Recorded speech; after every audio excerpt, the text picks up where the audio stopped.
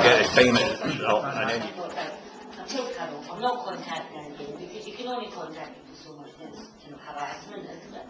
So I'm taking her off, and I said to that guy, he can come if he wants. Now he does want to. He didn't think he'd manage today, but just in case you wanted, so that's Kelly. Ina, can I just ask something to do as well? I don't know if you know this side of Glasgow Guideboards, and you get a lot of good info. There's lots of districts you can go into. It's a chat kind of thing, not a chat thing, they're putting up images. They put a lot of Glasgow Guideboards, they put a lot of old photographs and everything. Just www.Glasgow Guideboards, and it'll come up, and you can get into different districts. They've got lost relatives place where you can contact lost relatives. Guideboards.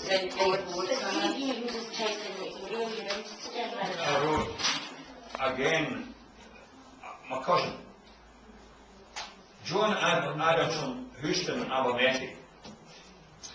John was born in Cambuslang in December 1927.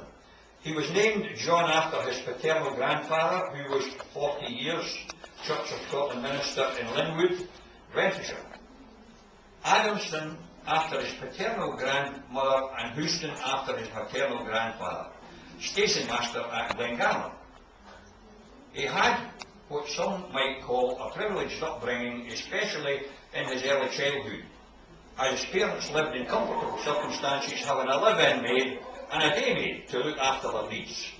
However, tragedy was to visit the family when his sister succumbed to whooping cough at the tender age of 10.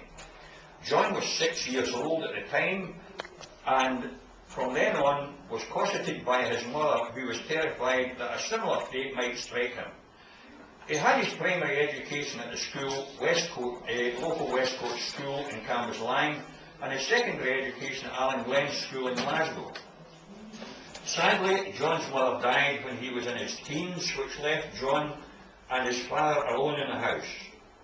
John, by this time, was continuing his studies at the Royal Technical College, later to become Strathclyde University. He was not happy at the Tech, and showed it in rather a dramatic way. He used to accompany his father into Glasgow by bus. John alighted from the bus in George Street, crossed to the door of the college, where there was a bus stop. He simply caught the next bus home. In time, the college sent letters to his father, but John got the maid to intercept them, and all went well so far as he was concerned, until they sent one in a plain envelope. His father was not pleased.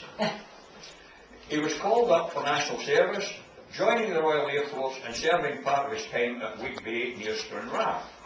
Tragedy struck again when John was in his late teens. His father had a stroke and was confined to a nursing home where he died when John was only 21. He was left alone in a large house with only the day maid attending to his chores. John, by his nature, had many friends. He bore no malice to anyone and could always be found with a twinkle in his eye.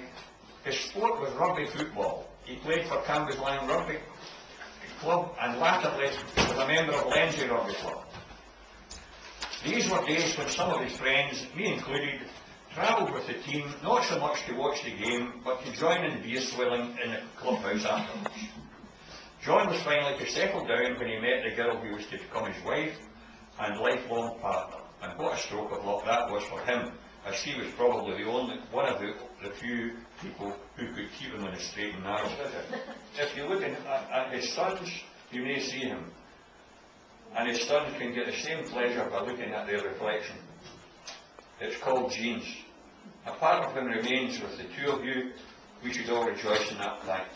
That was written for the, at the